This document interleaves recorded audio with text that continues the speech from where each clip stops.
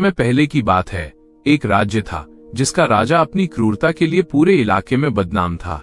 उसका नियम साफ था, छोटी सी गलती और सीधी मौत की सजा। उस राजा के राज्य में न दया थी, न सवाल, न इंसाफ। एक दिन एक गरीब व्यक्ति चोरी करते हुए पकड़ा गया।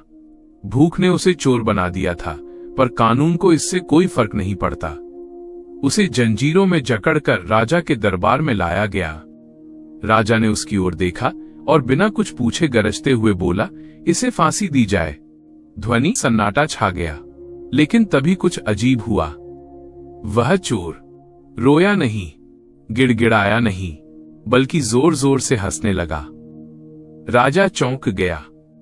अरे मूर्ख, मौत सामने है और तू हंस रहा है? चोर ने मुस्कुराकर कहा, महाराज, मैं अपनी मौत पर नहीं, आपके नुकसान पर हंस रहा हूं। राजा आग बबूला हो गया। बकवास बंद कर, वरना अभी मरवा दूंगा साला। चोर शांत स्वर में, महाराज, कुछ दिन पहले मेरी मुलाकात एक रहस्यमयी साधु से हुई थी।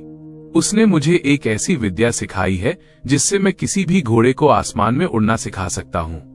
पूरा दरबार हंस पड़ा, लेकिन राजा गंभीर हो गया। उसके मन में लालच जाग उठा।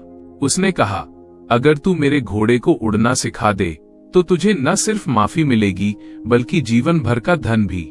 लेकिन याद रखना, अगर तू झूठ बोल रहा है तो तुझे भयानक मौत मिलेगी। चोर बोला, महाराज, यह विद्या सिखाने में एक पूरा साल लगेगा। राजा मान गया।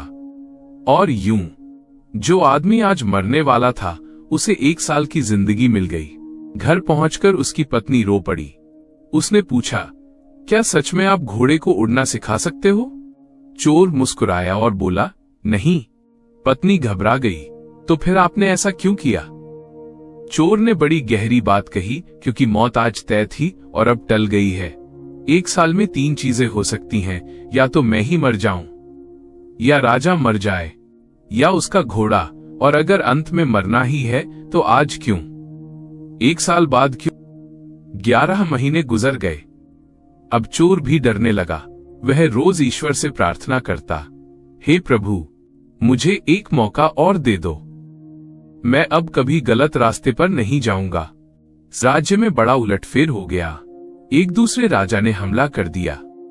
वह निर्दयी राजा युद्ध में मारा गया। राजमहल उजड़ गया और वो चोर आजाद हो गया। उसने सच में चोरी छोड़ दी, मेहनत से जीने लगा और अपने परिवार के साथ एक शांत, सम्मानजनक जीवन बिताया। दोस्तों, भविष्य कोई नहीं जानता, इसलिए जब भी जिंदगी मुश्किल लगे तो याद रखना, ये भी समय है और समय कभी स्थायी नहीं होता। निराश मत होना, उम्मीद मत छोड़ना और हमेशा अच्छे कर्म करते रहना, क्योंकि अच्छे कर्म कभी व्यर्थ नहीं जाते।